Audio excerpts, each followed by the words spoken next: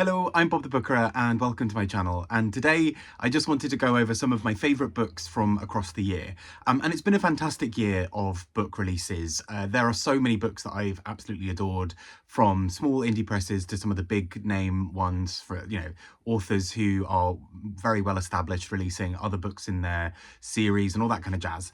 So there's a lot to pick from, but I wanted to sort of narrow this down to 12. That's normally the number I've given myself, partly because I think last year or the year before I tried to do 10 and there are a couple that I had to sneak on, and so I like the number 12, so why not? Let's do 12.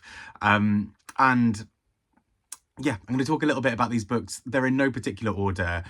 Equally as well, these are books that have left a big impression on me in some way.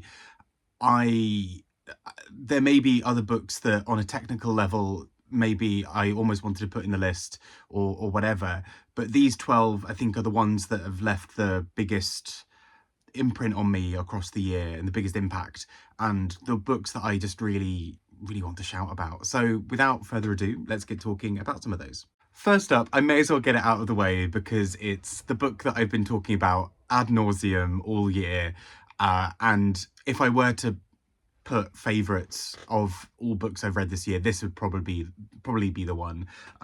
Praiseworthy by Alexis Wright. I think this is just a phenomenal piece of writing. I've done a solo review on it, so I won't go into all of the details around it now.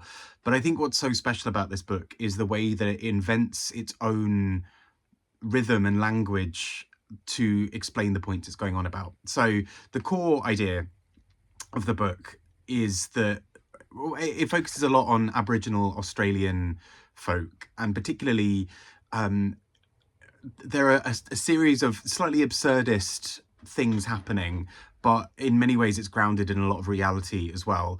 That absurdity and reality is around climate and various other things changing in the world.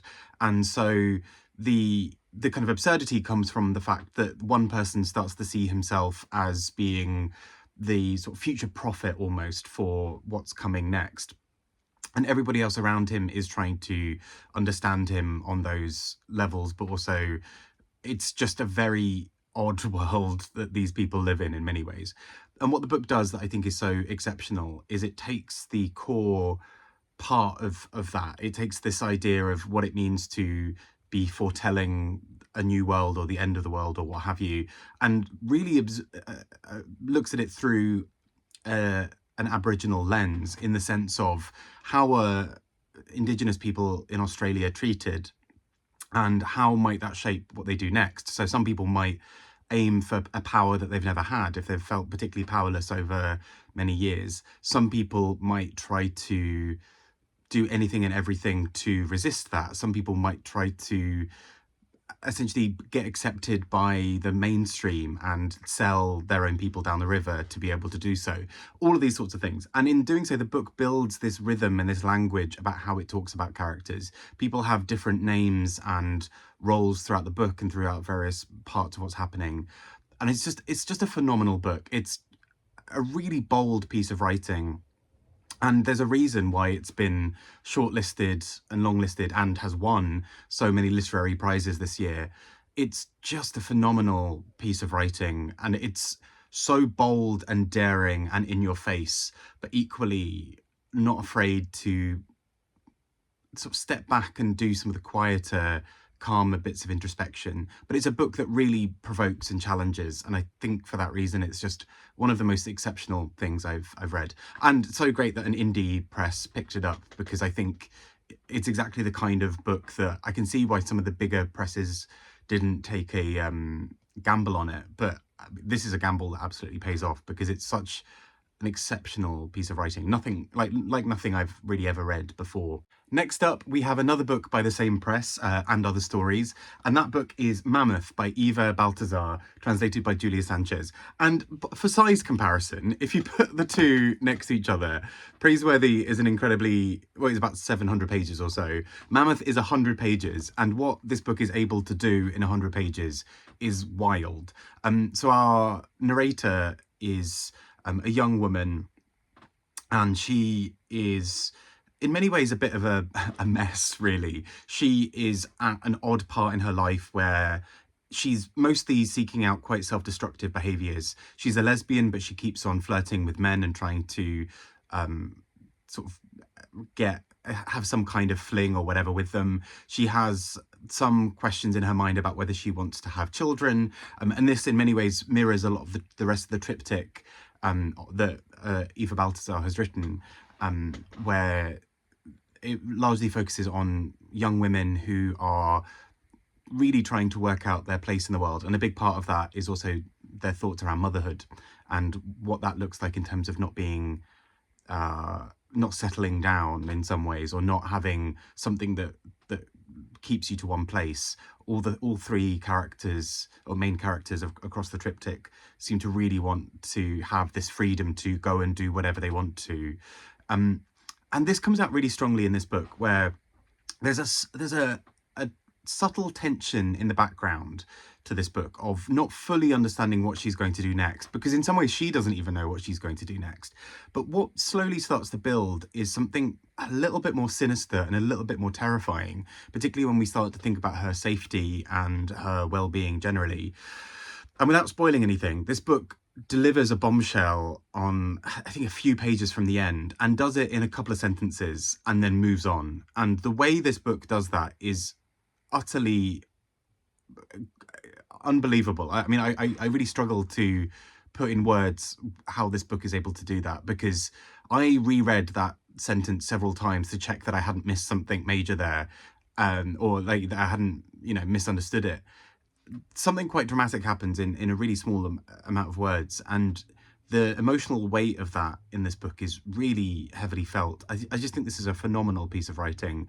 Would not be surprised if this appears in the International Booker list next year. I really hope it does, because I think this is an exceptional piece of writing. Keeping with the indies, there are quite a few indie books in this list, so we'll be sticking with indies for a little while here. And side point on all of this, that is, I think, largely because indies publish some of the riskier, more offbeat books, and for me those are often the most exciting. So yeah, I all hail indies. I think they are the future of literature quite often. Anyway, the next book is Gloria by Victor Heringer, and translated by Sophie Lewis and James Young, and published by Pairini Press in the UK. This is a phenomenal piece of writing. It's so funny and stupid and intelligent at the same time. Essentially, this book focuses on a family in Brazil, and they are a family who have various things constantly going wrong for them. Particularly, we start learning of consecutive deaths of people in this family. And all of this doesn't sound like it would be a funny book, but this book has a really coy and dark sense of humour going on underneath it, where somebody dies, but the write-up of it in the newspaper causes someone to be upset because they didn't get written in the way that they wanted to, and things like that. It's a very astute and perceptive book that picks up on all of those odd intricacies of families. And given that we're now about to go into the Christmas season, I'm recording this a bit before Christmas, there's something funny for me about the way that this book is just bold-faced in picking up on the little odd things that families do, the ways that families have their own inner jokes, that they're in jokes that go on for years and years and nobody really understands why it's funny anymore or what it is, but it kind of brings you together. And the ways that families can be utterly vile to each other, but also be full of love. And this book, in many ways, engages with almost all of those things regularly, but through the lens of this family who are so offbeat and strange, but also kind of tragic and sort of tragicomic and lots of other things. It's just a wild, freewheeling book. And I really loved The Love of Singular Men by the same author, translated by James Young. And that was in my favourite books of last year. And it's slightly heartbreaking to realise, there's a limited pool of books that we're going to get from Victor Heringer, because he sadly died a few years ago, quite young. And so reading a book like this just shows you the absolute promise that he had as a writer, because it's just so funny and intelligent and astute, and it tells this family tale in a way that completely captivated me, and has really stuck with me. So yeah, this is, there are some books when I was making this list that were definites that this list would not exist without these books. The first three that we've got so far are definitely in them, because I just think they're all exceptional. Next up, we have One Last Song by Nathan Evans, published by Incandescent Press. And I interviewed Nathan earlier this year. Also got slightly distracted by many dogs who were play fighting at my feet while I was trying to do the interview, but that's by the by. Anyway, this book absolutely crushed me emotionally in several ways, and I just think is a really gorgeous piece of writing. It takes as its core idea two men in a sort of nursing home, and they meet and strike up this odd relationship. We have one character, Joan, who is this flamboyant gay man who's sort of been there, done it all, seen it all, and has got to this point in the to his life and being in this nursing home in quite an odd state. He's both terrified of his vulnerability and who that means he now is, because he has been because he's spent all of his life being this character on the front lines. He's been out there, he's been facing some of the worst prejudices, and he's now in this nursing home having to rely on people looking after him who may not fully understand him or get him. He's to some degree not necessarily bullied, but he's somewhat ostracized, or the odd one out in this nursing home. Is this very flamboyant character.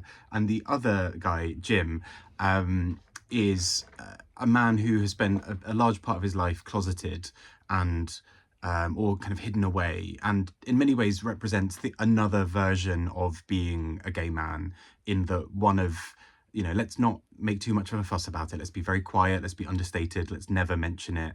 All of these sorts of things. And these two men are thrust together in this very odd way in this nursing home. And I just found this book incredibly funny and silly, but with a real heart to it. The idiolect or dialect, or whatever you'd call it, that is given to Joan is so captivating as this very almost carry-on character, but not fully carry-on, but this very elaborate, flamboyant, ridiculous, absurdist character. And it's just so full of love and warmth and heart that it's just such a gorgeous book. I think it's just such a pleasant, enjoyable read. It's a book that has really stuck with me because it's just so heartfelt and so lovely. And although it's an easy read in some ways, there's something hidden beneath the surface that makes you think a lot more, and that is, it's a really captivating book that you can whiz through, but the emotional punch of it will hit you pretty hard too. Next up, from Blue Moose Books, we have Ghost Mountain by Rónán Hession. And this book I just think is remarkable in many ways. Last year, one of the backlisted books that I really greatly enjoyed was another one by Rónán Hession, Leonard and Hungry Paul. Is that right? Yeah, that's the right way around. I always get their names confused. And that book I just thought was an incredibly humane and beautiful piece of writing, very sensitive and loving. And Ghost Mountain takes a lot of that as well. It's still an incredibly heartfelt, beautiful story, but it takes this odd, distant view that I found really compelling for this book. So the book is told through several characters' perspectives, because one day they wake up and a mountain has appeared that they weren't expecting. Nobody has really seen this mountain before, and suddenly it's there. And that should make for a more absurdist book, but there's something that's more human and heartfelt about it, because by seeing this new mountain, that's almost the change in the action that a lot of characters need in the book to be able to go and forge new paths. For some of them, it's a thing of wonder that makes them question things about themselves. For others, it opens up ideas about who they are in their relationship. For others, it becomes a thing that is a distraction from their relationships because they're searching this thing from out above. But we also have chapters interspersed told from the mountain's perspective. And again, I realize that sounds bizarre, but the book handles it so well, because the distance of a mountain, this unchanging, unmoving thing, can take a wide view of history and of the world that makes every other problem seeming insignificant. Kind of like having something, a view from space or something. The way this book frames the mountain as this character with a perspective, I thought was so genius and so bold, and utterly compelling, because it means that we get this distant view that feels both very literary and very reasonable and understandable in some ways, of the character of this mountain watching the world go by. And so we know that people are going to look out and try and do something with this mountain. There's somebody who's obsessed with making maps, and we get a lot of sort of map related nerdery and all of these things. It's so full of heart. And so from the 2 books I've read of his so far, I've not yet read Penenka, but I really want to.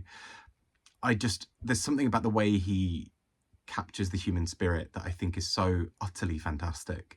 And this book really touched me. I found it really so beautiful in so many ways. In many ways, in a similar vein, this next book also has this level of interesting detachment and placing the novel through the lens of something non-human as well. This House by Sian Northey, and translated by Susan Walton from Welsh, was a book that really I found very compelling, published by 3 Times Rebel, who just do an incredible job of finding some really interesting voices.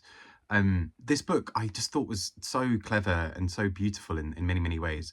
At the heart of it is a woman trying to understand her past life and where she's gone wrong, and what various things have happened throughout her life and what's happening now. And the house that she is in takes a slightly physical perspective as well. I mean, it is a physical object in some ways, but it takes on this additional perspective of how we view things through a house. This house as being something that's both limiting to the character, but also this bigger thing that allows her to build a mythos about her own life. And it continues to become something bigger in her life. But I think what's really heartfelt and beautiful about this is this relationship that our main character has with, without spoiling anything, with a man who is fairly pivotal to her life. And the tenderness that they have together, and particularly the ways that they often misunderstand each other or don't understand each other, because of this sort of interiority that's happening within the book. So much of their lives are these rich inner tapestries, but they cannot find a way of sharing that. In many ways, they are like houses. They are this self-contained thing, and it's quite difficult to really open up to somebody coming inside the house and really seeing you and understanding you. It's such a beautiful book. It's deceptively quiet, I think, where whole conversations happen in the passing of a couple of words, or in a gesture, or in something else.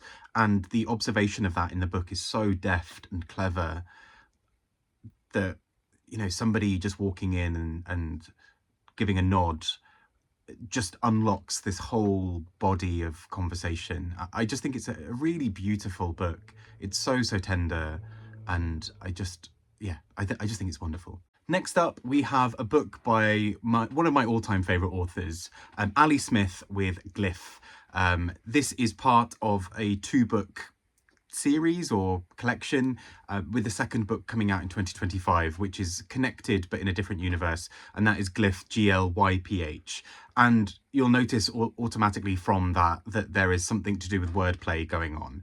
And it's a hallmark of Ali Smith's writing that she plays around with language in this really enjoyable, childlike way almost. And I mean that in the highest, with the highest praise, because there's something about the way Ali Smith writes not only young children as characters and teenagers and various other young people.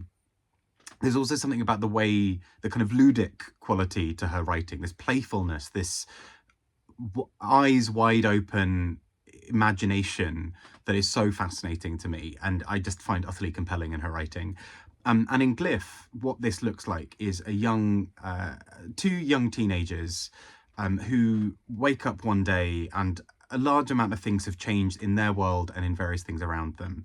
There is a red line drawn all the way around, like a parking line might be, you know, the lines that you see on the road that tell you that you can't stop in a certain area. those red lines are drawn around various objects and things start to go missing.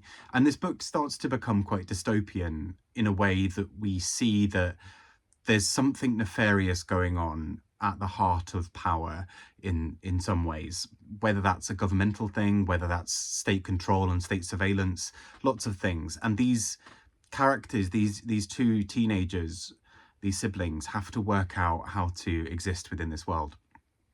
And I think, firstly, as a concept, I found the book really interesting anyway, and then with the language play. But there's something even more leveled up in Ali Smith's writing here than I've enjoyed in other books of hers. Don't get me wrong, I love a lot of her books, but there's something darker about the theming of this book that is different to some of her others. And I really admired the way that she takes that step without losing any of the Ali Smithness to her writing. So she's always dealt with big topics, but a topic like state surveillance has not really appeared in her books. This book is slightly more dystopian, and yet there's still a lightness of touch with the characters playing around. At one point, a character is going through a dictionary to try and find the word glyph. And in finding it, they find all of these other definitions that talk about it being a glance or a glimpse or a small moment in time. And in many ways, that is what this book is. It's a set of small moments, a set of small glimpses between the spaces between things and the thin places around the world. And in that alongside state surveillance is so interesting, because it's almost the ways that people can slip in between the bits of state surveillance, how you can go undetected. At one point, this involves not having any social media presence. At one point, it's something else in the book. I just found this an utterly compelling book. And there are some really dark moments in this book that I think Ali Smith deals with such sensitivity and kindness, and it's just utterly beautiful. I think this is such a fun book, whilst also being a really dark and difficult book. I'm just constantly in awe of how impressive she is as a writer. She is always able to find the words to describe a thing that you didn't realize needed a word. And particularly the way that she captures things around state surveillance and innocence and all of these other things, I just think is exceptional. Also, on a separate note, this book is beautiful. Look at this cover. Look at that. Look at that. That's wonderful. Yeah, just a staggering book. Next up, and from this year's Booker Prize shortlist, we have Stoneyard Devotional by Charlotte Wood. And I really agonized over what books would make it from the Booker long list this year, particularly because there are so many books that I really greatly enjoyed, but some I enjoyed a fair bit but didn't love. And this list has already been quite complicated to try and narrow down. But anyway, Stoneyard Devotional by Charlotte Wood, I thought was just so great on so many levels. The core story is that somebody has gone away to be in some kind of cloistered off space. It feels a bit varied as we talk about it. It's sort of a nunnery. I think the book refers to it often as being a retreat or a small religious community, but it has that kind of feel where it's quite quasi-religious. How do I say that word? It's semi-religious, and by being there, it unlocks lots of memories for our narrator. And particularly, we start to find out particularly interesting details about her life. So we start to see the levels of sort of dark thoughts that she's been holding on to, and particularly guilt that she's been holding on to for many, many years. And so the book initially makes us think that we are getting a fairly straight up story. We then have moments where it's punctured by us maybe thinking that she's hiding something from us, because we hear her say fairly, in quite a blasé way, things like, oh, well, when I went away, I went to this place and people got really annoyed at me that I hadn't told them that I was going away. And you're like, well, yes, if you do disappear for like several weeks, people might get worried. And so that's an interesting insight from this book that starts to suggest that maybe other aspects of the story need a bit more interrogation as well. But what comes up, particularly in terms of guilt, is her feeling terrible for how she treated someone previously in her life when she was a girl, and particularly what that means for now, because that same person is there at the retreat. And so she starts to think, well, have I really upset this person? I've ruined their life. I need to go up and apologize to them. And as soon as she starts to try to do so, this other person says, well, I'm fine. I had forgotten that even ever happened. I'm successful now. I don't need to think about this. And this again sets up something where, is she going on this retreat? Is our narrator going on this retreat because she feels a sense of guilt that she wants to expunge and just get rid of? Or is she doing this for other reasons? Is this all an attempt to just feel better about something? Is this just because she's troubled in other ways? And there's something about the way this book is written in this very confessional, quiet tone that I found so absolutely captivating. It really does feel at times like you're watching someone or listening to someone in a confession booth, just going through everything they've ever done wrong in their life and trying to get that out so that it can wither in the light, that she can finally move on from some of these things. But at the same time, something more menacing is creeping around the back of this book in the little parts between words. And we even have that, represented more physically by creatures and animals, mice particularly, scurrying around. And there's something about that gnawing feeling that's really peppered throughout this book. There's something unnerving about the knife edge that Charlotte Wood holds us on, where maybe something is about to get significantly worse, or maybe it's going to get better, but we don't quite know where that is. The stillness and quietness of this book, the reason that she's gone on this retreat, to be away from everything, to be left alone with her thoughts, to be left in quiet, are also the same things that make it unnerving for her, because she's forced to sit with her thoughts and also realize that maybe she's not as big a main character in other people's lives as she thought she was. And that's what I think is very, very well observed within this book. Next up, a book that appeared in so many lists and prize lists and shortlists and various other things across the year, including the Booker shortlist, James by Percival Everett. I think this is a phenomenal piece of writing and a really bold, imaginative concept in many ways. To take a classic like Huckleberry Finn and to write back against the book in a way that both honours and, I was going to say lightly, but not even lightly, and critiques the original source text, but also brings out richness from it.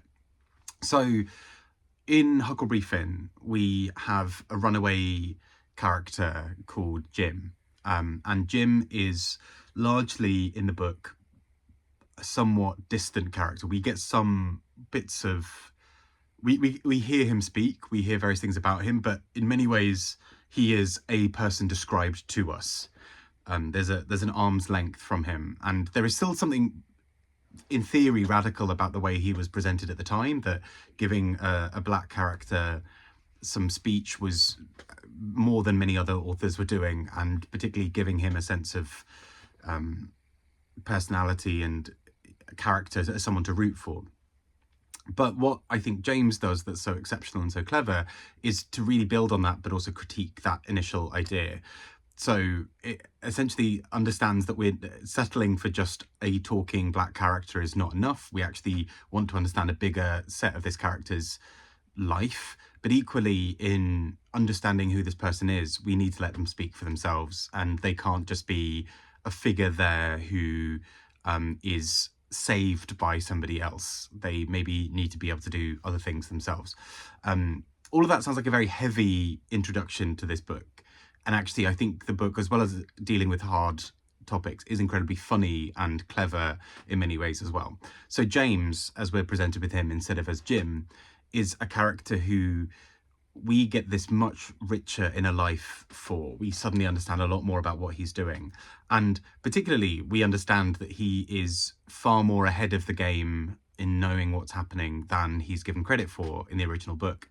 So in this, for example, he is fully able to read and write. He is able to do many other things. He often saves the day in quiet, understated ways, but has to play the role of a more stereotypical, uneducated runaway slave in this book. And the way he does that, I think, in this book is so funny, but also in a very Percival Everett way. It's funny, but with a lot of truth and difficult conversation behind it. Percival Everett, I think, is an absolute master at taking the most challenging conversations and finding humour in them, but turning the humour up so much that it's painful because you're dealing with an incredibly challenging conversation. And in this book, particularly, what we see is the little ways that James is presented. So, for example, James is writing this diary or writing these little scraps of as he goes, and he has to hide those every time anybody comes round because they wouldn't believe that it's him and whatever. There are moments where, in the original book, for example, Huckleberry Finn dresses up as a young woman to try and get through, to kind of get to somewhere and avoid detection. And in the book, he has enough conversation of maybe plausible deniability and then is caught out. And in James, the character of James sees him and automatically just goes, oh God, what are we doing here? He's going to get recognized in a second as being a young boy dressed up badly as a young girl, and a young woman rather. And it's so funny in the book, but also, again, there's something behind this that Percival Everett is one step ahead of us on. He is having a much wider conversation about the way that main characters are allowed to fail in this interesting way, but actually the side characters around them often understand a lot more about what's going on than they are given credit for. So yeah, I think this book, without doing a whole mini dissertation on it, is an incredibly clever way of writing back and writing to a past book. I think this is just so much fun, but at the same time, an incredibly detailed, thoughtful read. And that's what I really appreciate it for. Next up, Enter Ghost by Isabella Hammad. And like with James by Percival Everett, I think this book is an incredibly challenging and bold book, and particularly the way that it approaches some really difficult conversations. It's a book that I think is so wise and gripping and intelligent, but also has a lot of heart to it as well. So the core idea of this book is a group of actors who are in this troupe of actors are taking a performance of Hamlet and performing it in the West Bank. And already there's something powerful going on within that. There's a bold start to this book, that this is the core principle of what it does, and I think it really delivers on that promise. So it takes these Shakespearean ideas around Hamlet, the way that Shakespearean plays often deal with power and with conflict and many other things, and it looks at the ways that might manifest itself in the day-to-day, not only of Israel and Palestine, but of the interpersonal relationships for many of the cast. So even things like romantic relationships, how those things come to pass within the book as well. And the ending of this book, without spoiling anything, is one of the most staggering endings I think I read this year, which is why this book had to be on this list, I think, for me. It's so shocking and provoking and bold, and I just think it's exceptional. Anyway, as this book goes on and builds this idea, it looks particularly at power and what happens behind it, and to some degree sets up this idea of something about artifice and reality.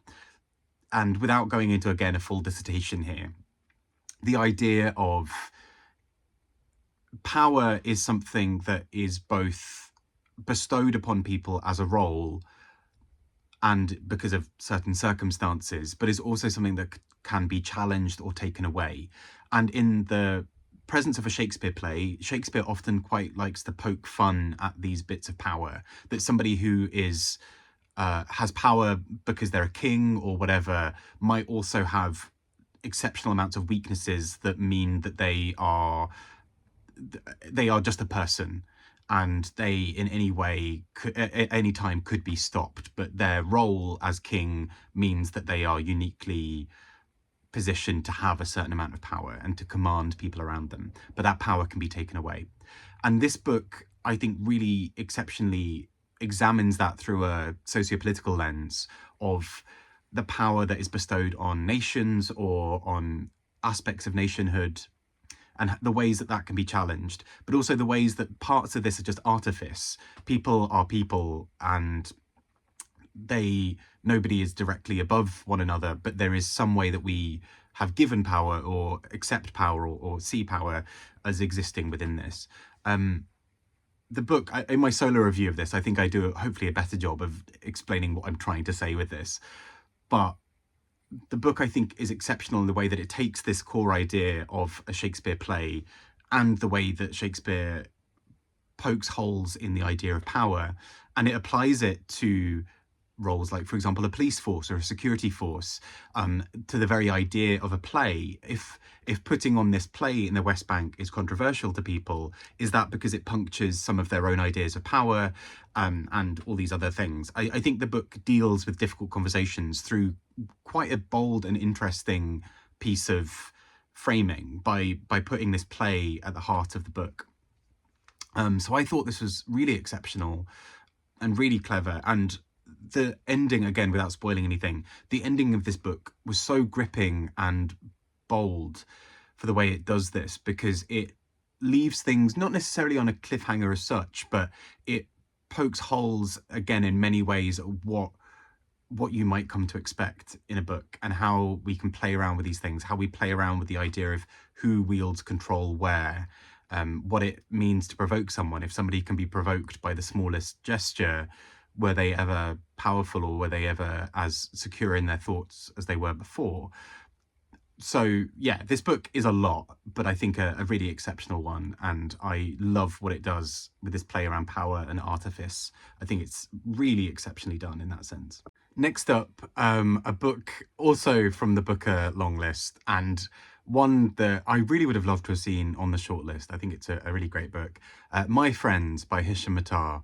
And this book, I think, takes some really bold moves and some really clever moves, whilst also delivering a really heartfelt and beautiful story. It's a book that deals at the heart of it, as you may expect from the title, with the friendship of two people, two people in particular, where it largely focuses on. And we start the book by watching as these two men are in the same place in King's Cross train station in London, but are walking basically away from each other, or so close to each other that they could reach out and reconcile a friendship that's gone sour, or where they've not spoken to each other for a while. But that never happens. They're never really able to cross that and to talk to each other. And that sets up the rest of this book, where these two men have to deal with what it means to be Libyan and the various socio-political parts of that, where their whole existence is immediately politicized, not only in terms of being in Libya and having to have an opinion on what's happening, but also in going abroad and having to represent your Libyanness to everybody around you, and in many ways to not being able to reconcile many of the things that are happening. The book focuses on a lot of big political moments.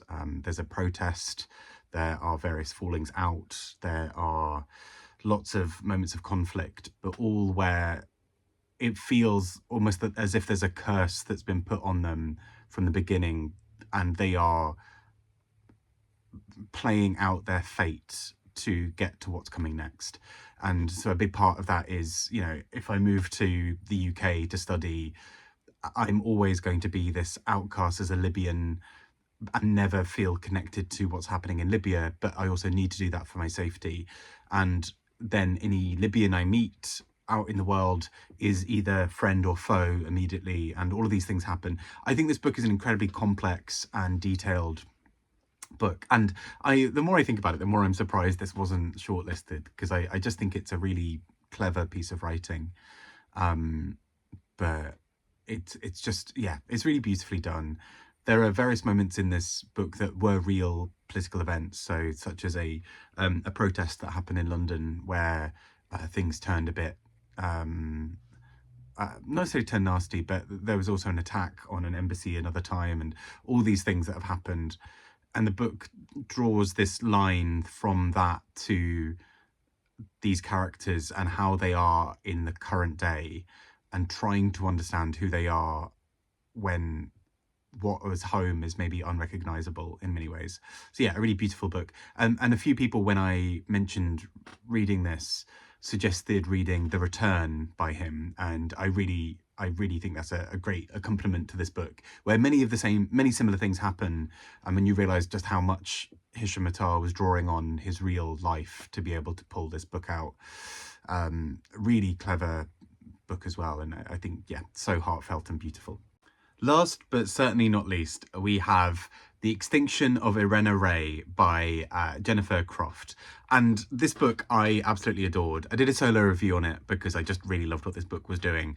But I think it's a really fun way of writing something both as an engaging thriller, well, kind of thriller-ish aspects to it, but also a really fun piece of writing that interrogates what it means to be a translator and what gets lost in translation. And so this book, in so many ways, I think is really fun and really bold, but yeah, really, really silly. So let's go. The core idea is we have a character who is one of the many translators for this established Polish author. And all of the translators are invited to come together to work with her. She is a really complex character. She's this almost grande dame kind of diva who has all these things to say. You know, she will do... She's quite idiosyncratic. She demands that the translators who translate her don't translate anybody else apart from her. So there's this odd power dynamic where she is essentially their everything because they don't work apart from working on her writing. And at the beginning of the book, everyone is just described by the language they translate into. So, you know, you have English and Spanish and various other people walking around. And what becomes quite clear early on is this book has this meta quality to it, where this is the squeakiest chair in the world. Hang on. Oh yeah. The meta quality of this book is that we have the book itself is an English translation of the Spanish translator having written about the events that happened.